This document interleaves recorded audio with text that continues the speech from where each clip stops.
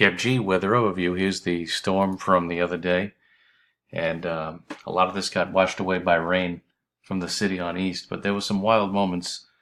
Um, Good part of the afternoon, heavy snow blanketed basically the entire area, and you had thunder and lightning reported in all five boroughs. I found reports.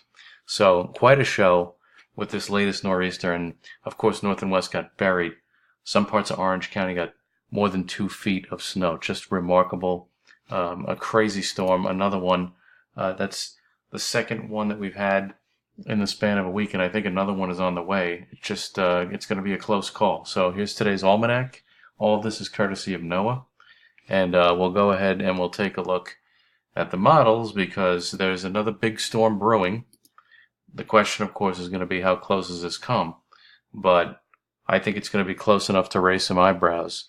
So this is Monday afternoon, and there's a storm that's getting going on the Virginia-Carolina coast, and by Monday night into Tuesday, it starts to pull east-northeast, but it only goes so far east because of the influence of what is still a block in the atmosphere. There's a blocking pattern. The atmosphere is all bottled up. So by Tuesday morning, we have snow breaking out across the coastal zones, if this model is right. And if we go into Tuesday afternoon, some snow still lingers along the coast. You can see that inland areas, if the model is right, which is highly questionable at this point, the inland areas don't get touched too badly, but it gets windy and cold behind the storm. So several inches of snow look possible along the coast during Tuesday, and that's all you can really say at this point.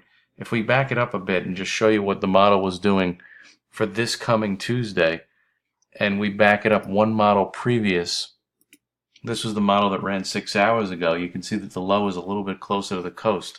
So that's just in a matter of 6 hours, this change from run to run, and that's why these things are so tough to forecast.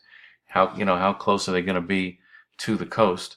But I think if you wanted to take anything away from this at this point, it would be that several inches of snow are possible along the coast Tuesday.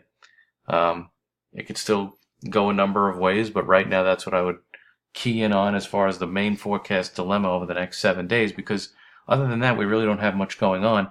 In fact, after we get past Wednesday of next week, we start to warm it up, and significantly so by the time we get to St. Patrick's Day. So March showing its dual-sided nature lately, and more of the same may be in the offing come next week.